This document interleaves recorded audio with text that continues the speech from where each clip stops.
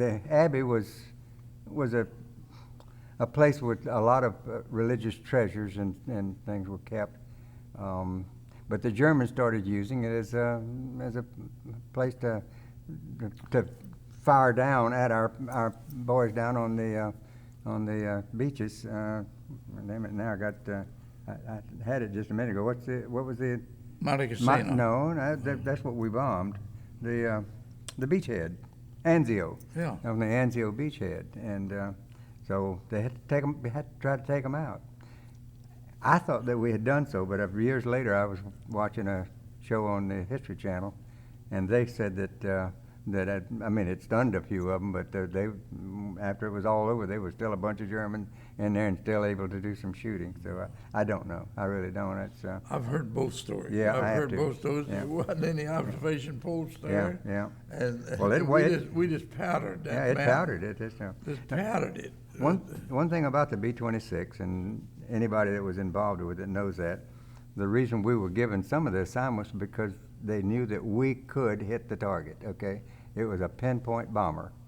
Part of that was because we flew about 10,000 feet lower than the 17s and the 24s, and the consistency of that, the bombardiers got very, very good at being able to do it. And then if all of the pilots and everybody concerned kept a tight formation, toggle ears tipped off exactly the right second so that all the bombs came down in a group, that was considered to be an air medal mission.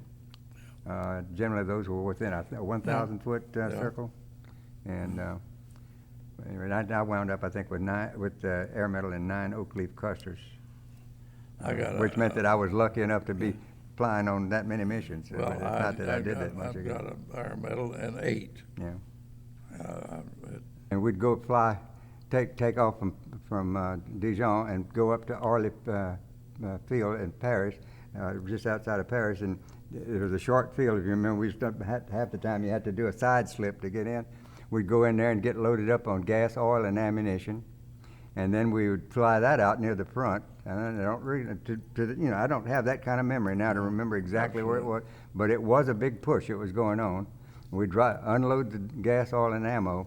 We'd turn around and we'd fly back to Orly with stretchers loaded with wounded, and they'd take them off and run them off to the hospital, and they'd load us back up with the gas, oil, and ammunition again.